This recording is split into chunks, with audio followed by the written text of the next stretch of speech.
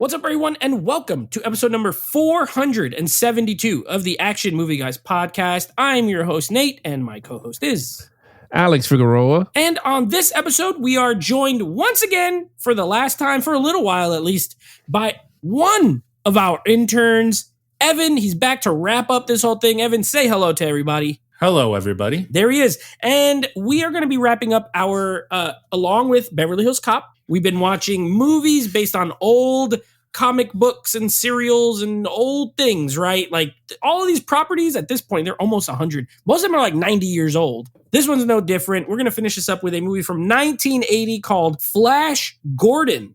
Now, me and Alex, I know have seen this movie because we, back early on in our YouTube journey, did a 4K review of the movie. We did not do this. It wasn't a podcast breakdown, but we reviewed the disc, which, by the way, still looks freaking good. It's a good looking 4K. But Evan, no, you've never seen this movie. Is that correct? I've never seen it.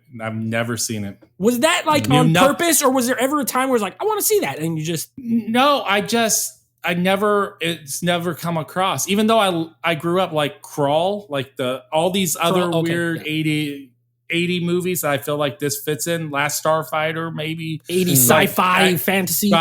See stuff like Dark Crystal, Labyrinth. Like I loved all this stuff, but I have no clue why I've never watched this. So as a kid, because as you know, I watched all this. You watched all the other ones. My love for it, yes. And you had a birthday party. And I'm not even going to ask you if you had a birthday party for this because you never seen it. So I know you did not have a Flash Gordon birthday. Alex, did you have a Flash Gordon birthday? No, I didn't have the Flash. I had a Ninja Turtle. I had a Ninja Turtle birthday. I think I had a Ninja Turtle birthday when I was 27. So I don't know. Whatever. You still have Ninja Turtle party? I have one right now. I don't care. Okay, let's get to... Well, then I'm excited because I want to hear everyone's thoughts, but especially Evan's, because he's literally watched every single movie we've done these whole weeks except this one. So I'm excited now. Let me give you some fun facts real quick. Won't do a bunch on this one and give you some Rotten Tomatoes scores. This movie, again, came out in 1980. It is based on the Flash Gordon comic strip character, which was created by Alex Raymond in 1934. So 91 years ago at this point. When the movie was made, it was only, 46 years old. So it wasn't quite as old. And also, there were science fiction adventure serials that came out in the 30s for this. 1936 was the first one. It was 13 chapters, and then those were eventually compiled into like a movie. Now, this one's crazy. You guys are going to like this one. Now, so Dino De Laurentiis, I'm sure you've heard the name. He was a big-time producer of movies in like the late 70s, early 80s, I think from the 60s maybe to the 80s. Crazy Italian guy. Did all these movies. Now, he did two other sci-fi comic book movies. One called Danger Diabolic and one called Barbarella, which was also a sci-fi movie. Oh, yeah, it's a movie. Yeah. So he said, I want to do Flash Gordon. I want to do that. He reached out and made an offer, he was reached out to by a little director who wanted to direct it named George Lucas. Dino De Laurentiis declined George Lucas. He ended up going to create Star Wars, which was almost like an FU, like, oh, you know what? You don't want me for Flash Gordon? I'll make my own sci-fi. And we all know how that turned out. So there was also at one point a version that was going to be directed by Federico Fellini, who, if you don't know his name, another Italian director, not in this genre, but has made a lot of very memorable films, 9.5, La Dolce Vita, things like that. That never went into production either. Eventually, he settled on Mike Hodges, who was the director of this movie. And I don't even know what else that guy directed. I didn't look it up, but he's not Federico Fellini or George Lucas, for that matter. So what could have been? And then last but not least, Flash Gordon was kind of a flop when it came out. Did not make a huge amount of money. However, it has since gained a huge cult following, which is why we're getting 4K discs and things like that of it. It is a favorite of directors Edgar Wright and Taika Waititi. They are huge fans. Edgar Wright even said it was an influence on some of his visuals in the movie Scott Pilgrim versus the World. And Alex, this is right up your alley. Acclaimed comic book artist Alex Ross, who I know you know, names this as his favorite film of all time. So this is his favorite movie that's ever been made. So yeah, I thought that was a little fun fact. Now, we'll wrap it up here with some Rotten Tomato scores for you. I can't believe every time I see these, I'm surprised. And I've seen these before. This has an 83% critic score. So it is easily the highest reviewed of these movies that we've done for this topic by a lot.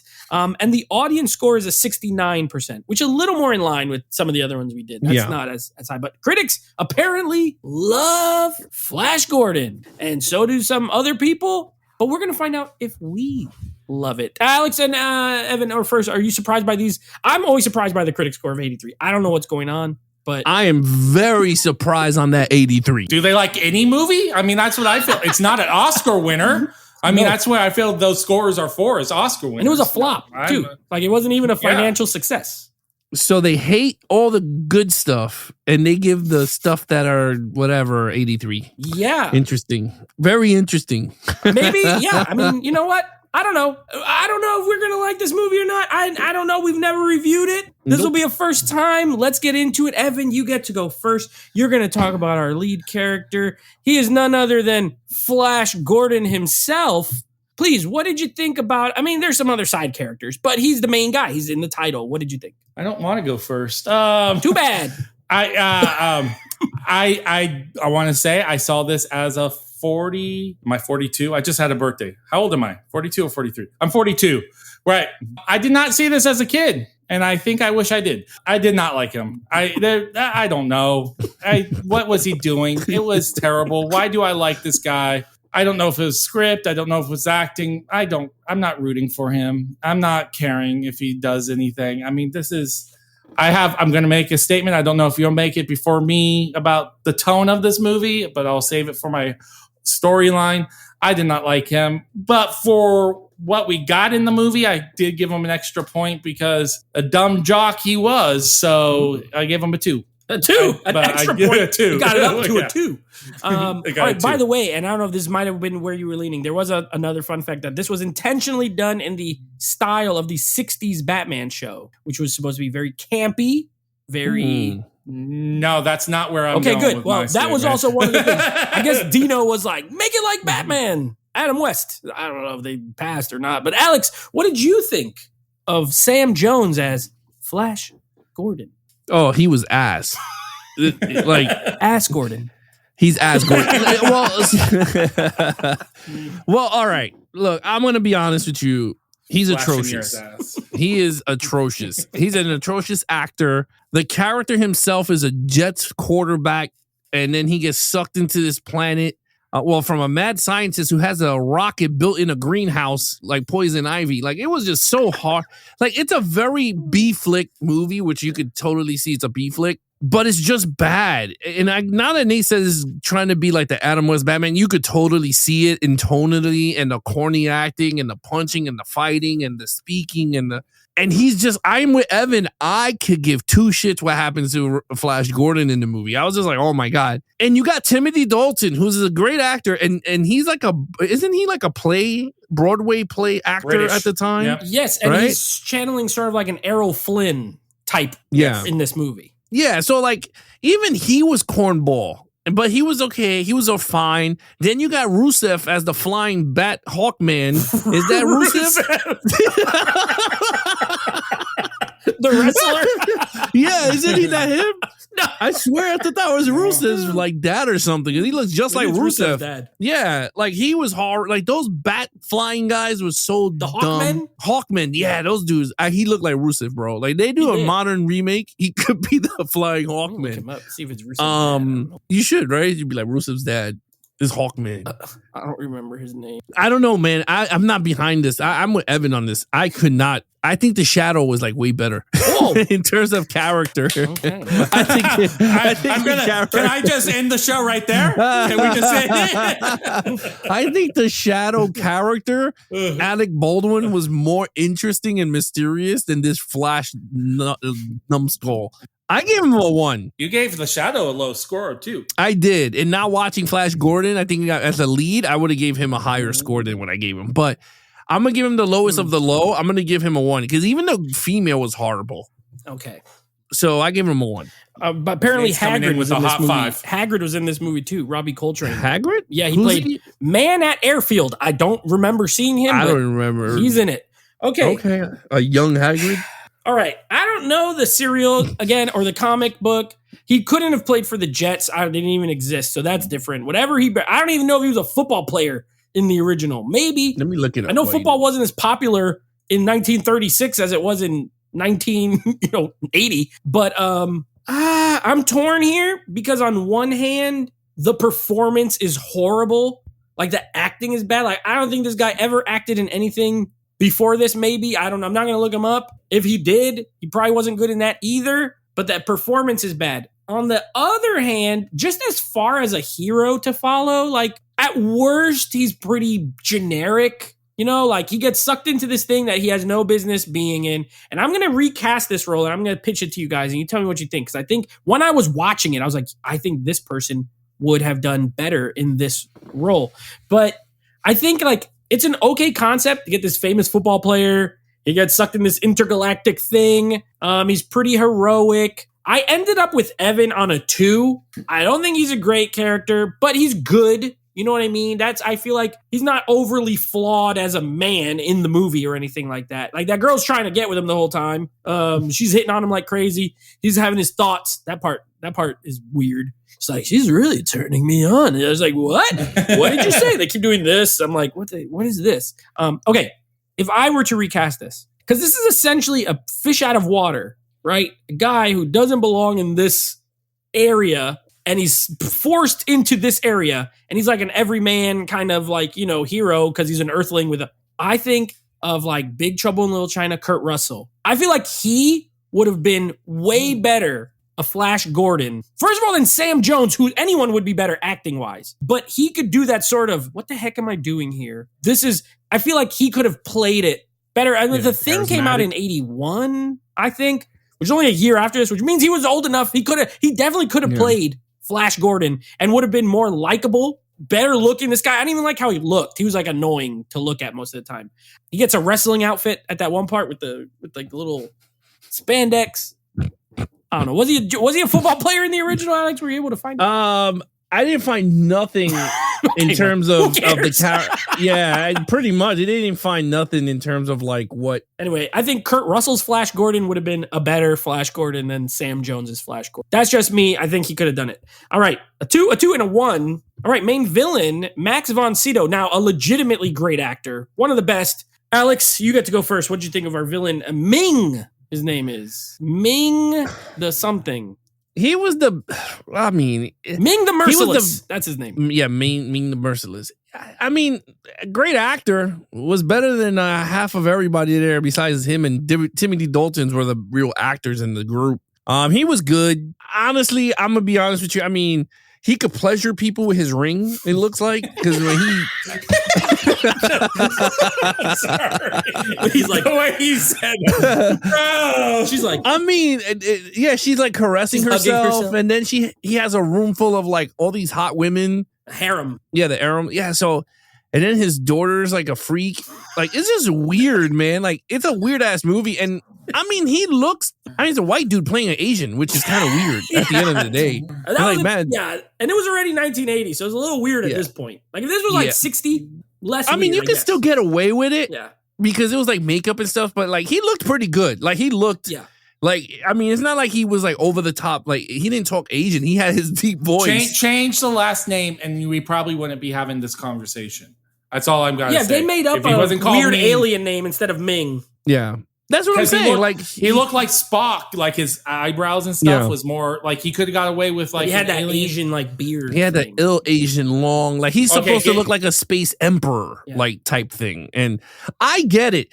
Was he ruthless? Yes. Honestly, him and Flash Gordon, he died stupid.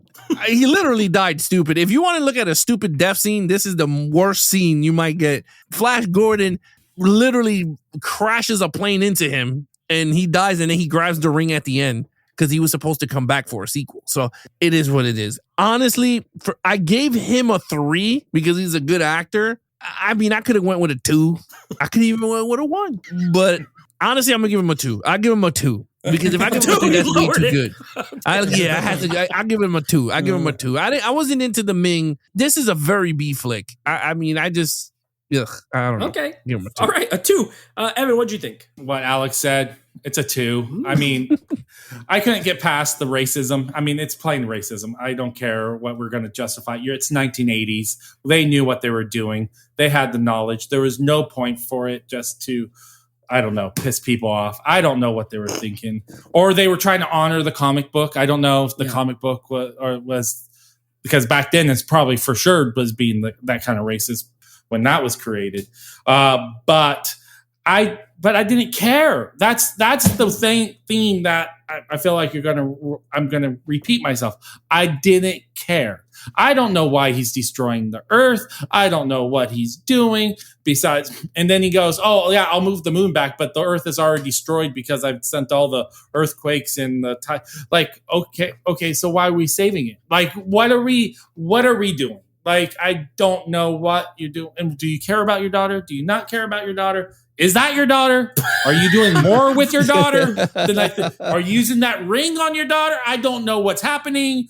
I give him a 2 because there are some moments where you're like going, okay, this is a bad guy. It's pretty clear. Like Flash Gordon, dumb jock gets a 2. Bad guy who's dumb gets a 2. So that's how I like. All right. Well, 2 and 2. I agree. I actually have Alex's original score. I gave him a 3. I like him better than you guys. I'm not saying there's an amazing villain. I do like the performance. I feel like it has the right, for this type of campy B movie, he had the right approach to the role. He knew what movie he was in. I think Dalton is the same. Timothy Dalton. Uh-oh, Alex discovered something. What is it? So I just found out his background. Okay. It says in the original Flash Gordon comic strip, Flash is indeed depicted as a football player. Okay. Specifically, he's a quarterback for the New York Jets. Oh, he's always been for the Jets then. Yes. It says the comic strip introduces him as Flash Gordon, quarterback for the Jets. Interesting. Before he embarks on his adventure to the planet Mongo. I didn't even know the planet what? Mongo. Mongo. Mongo. Okay. Like I didn't know the Jets existed in the 30s, but yeah, that's what I thought too. I thought it was like Mongol, like Mongolians. Okay. Yeah, so he's a quarterback. Okay, for well, Jets. That's accurate. The Jets. It doesn't help his score, but it's accurate. Yes, I think Timothy Dalton and Max von Sydow knew the movie they were in and played it accordingly. He's definitely merciless. Ming the Merciless. I guess his name kind of fits. You're right. He's a little creepy. The stuff with the daughter is kind of weird. It did make me laugh, though, when she's getting tortured. And then she's like, I want to see my father. And the guy's like, okay. And then all of a sudden that thing goes away and he's standing there and he's eating or something. I'm like, it looked like like he had a little popcorn box and he's just like watching her get tortured. And then he's like, should we stop the torture? And she said, no. It made me laugh. And to me, if you're an evil villain and you're willing to torture your own kids, I feel like that is like you're very bad. So yeah, I gave him a 3. He's probably the best part of the movie in my opinion. He's the most memorable thing in this movie by far.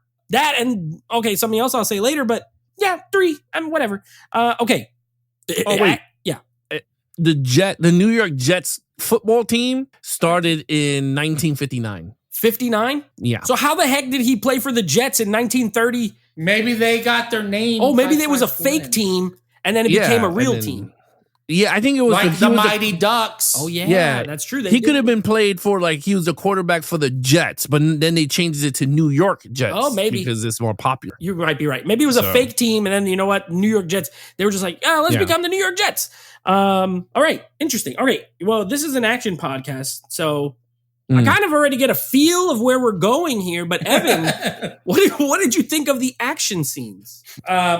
Didn't like them. I mean, it made all the Beverly Hills Cop movies I've seen. I will watch Beverly Hills Cop 3 more than I'll watch this if I'm going for action. I did not like any of it, but I would like to say there was a lot of it. Mm-hmm. So I was going to give it a 1, but because the amount we get for an action movie podcast, it gets a 2. Oh no! Because there was a lot. We got a lot of action. Yeah, we got flying hawk people that look like the monkeys from Wizard of Oz. We have you got him on that speed racer that I don't know how that's even that little working. red jet. It's flying. Yeah, we have a lot of actions. We have them sticking hands into a tree trunk to get stabbed by a football fight thing, and the football fight that was amazing. Yeah, I mean that was just classic. When they fight on that plate right there. Yeah. Whoa. I mean, you're right. Yeah. There's a lot of different action scenes. A lot of action. Yeah. So I gave it a 2. None of it's good. But if you were a kid, like if I was 6 or 7 watching this, oh man, I probably would have loved it. But I'm not.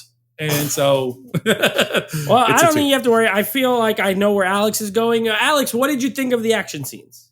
I gave it a 2. Oh, okay.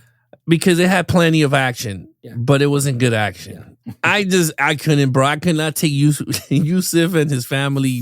That scene of them trying to get into the ship with those horrible birdmen flying and they're getting zapped with lasers and I couldn't. I was laughing. I'm not gonna lie, I was laughing. Yeah. And then the scene that Flash Gordon is flying the plane and he was like, "You go save yourself," and he goes, "All right, I will go."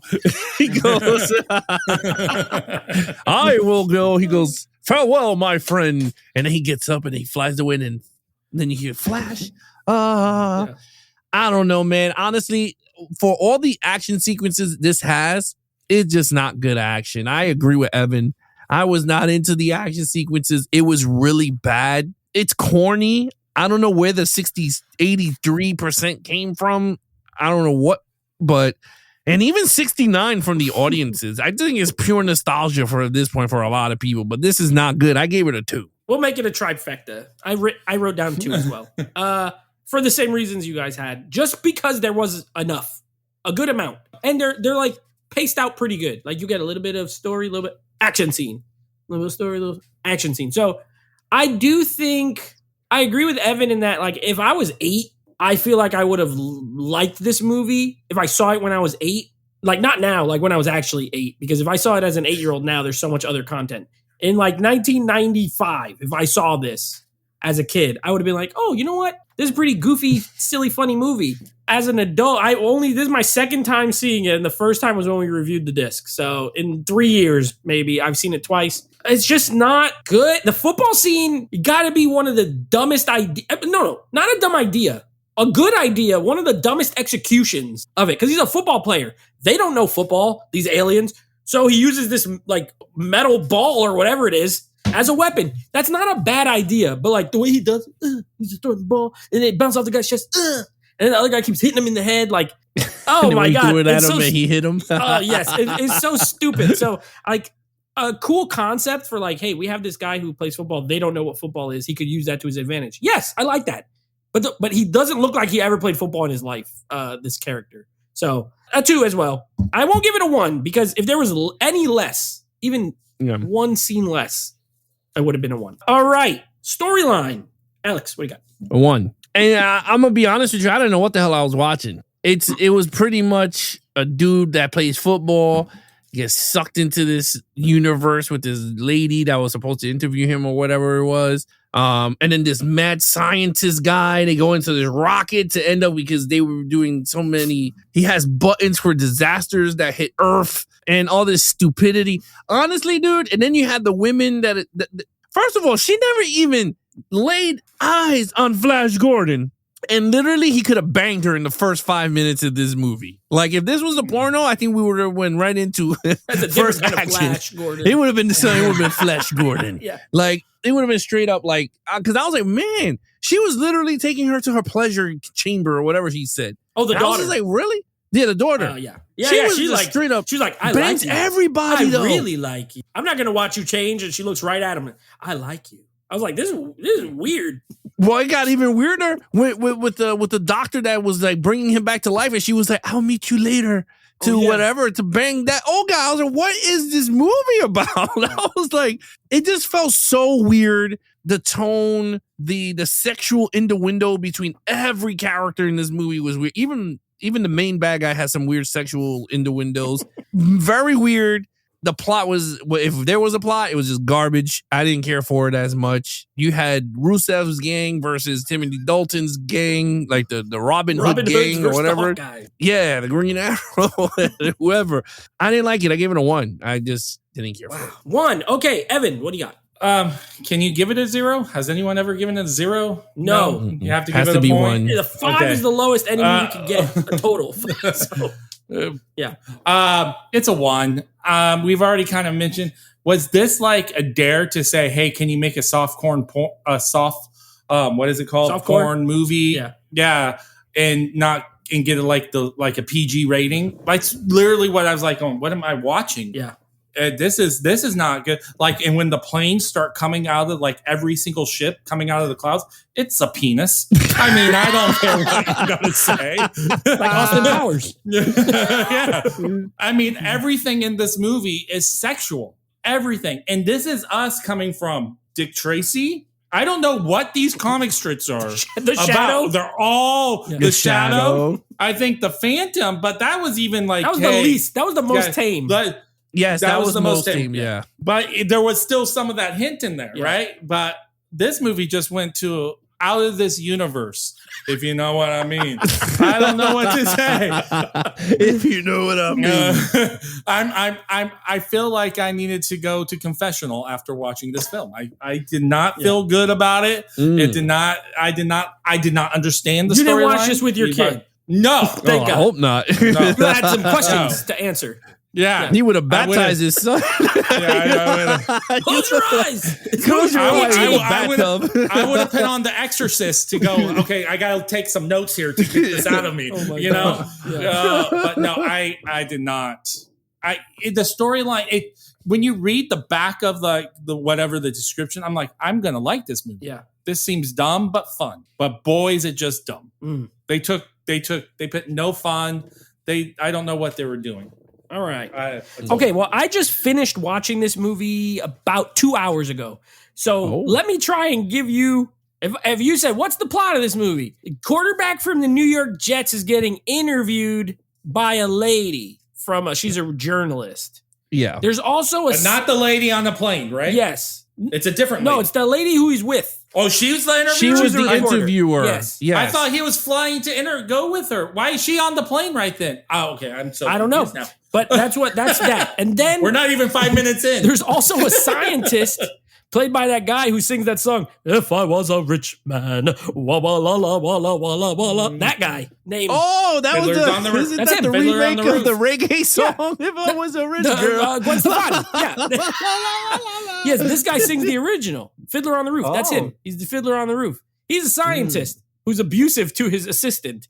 And he's like noticing all these cataclysmic things. He realizes this is not natural. It's some sort of alien thing. And then he also built a rocket ship in a garden, which is weird. I don't know why is there carrots and potatoes and then a rocket ship and a glass to sacrifice a human. Yeah. But how does he know to sacrifice a human? He also tries to force that guy to get in there with a gun. Anyway, he figures out it's alien. They get in the space. He forces them in the spaceship again at gunpoint. They fly through the glass. They end up in a wormhole. And then they get captured by Ming, who they discover is the one that's causing all these things so far. Does it sound about right to you guys? He's the one causing all these disasters. Yeah. And his whole thing, as he tells Topo Chico, or whatever that guy's name is, the scientist, he tells him, I go to these places and I do all these disasters. And as soon as someone realizes it's me, we destroy them, which I don't understand why, but that's what he tells him. And then Flash Gordon, basically sentenced to death, escapes. He wants to save Earth. And then Ming becomes obsessed with getting him back and killing him. I think that's the plot. I think it's horrible. I agree with you guys. I gave it a 1. It takes a very specific type of person to like this movie. When you hear the names of like those directors who like, and I love Edgar Wright. I think he's a great director, but I could see him liking this type of movie. It's not for me. I'm not a big fan of just like pure B movie, kind of campy, cheesy stuff. Like I hated Barbarella. I just watched that for the first time last year. I also didn't like that movie. Like this is not like sci-fi. This kind of sci-fi is not the kind of sci-fi I enjoy. And this came out after Star Wars. This came out, I think, the same year as The Empire Strikes Back. Or if I'm not mistaken, Empire? I think so. 1980? Yeah. Because 83 is Return of the Jedi. Okay, so same year. Yeah. You got that and this. And 3 years after Star Wars, at this point, I think you had to be a little more. I think this was the wrong route to take as far as the style of movie. If this was 1960s, different story. But by 80, this is not my cup of tea. I agree with you guys. And it's confusing and everything happens and it's just happening. Like, why are they having this tree monster? Why does everyone hate him so much? Like everybody hates Flash Gordon, but then the Hawk guys want to help him. But then the doctor's brainwashed, but then he's not brainwashed. I don't really know what's going on there. The daughter, well, he's not brainwashed because he's thought of Shakespeare. He canceled out his brainwashing. Yeah. You're right. That's right. Yes. The daughter's a freak, Yes. like Alex said, a total freakazoid. I don't know what's going on with her. But then she becomes friends with the other girl. I don't like it. Okay, overall, Evan, what did you think? First time watching Flash Gordon? Last time watching Flash Gordon? Man, this was the best time ever. It's a 5. Oh, whoops, sorry. Wrong order. It's a 1. I don't care. It's a 1. It's a 1. Yeah. I am thankful, so very thankful I did not buy this film. Because I hate selling movies. I hate going through that process. Now I don't have to worry about it. I think both of you own it.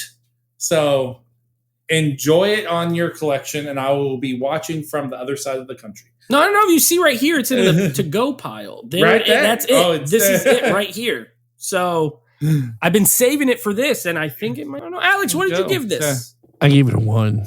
It's not a good movie. It's a horrible movie, and I will be getting rid of this movie. It's a garbage movie, and I don't like it.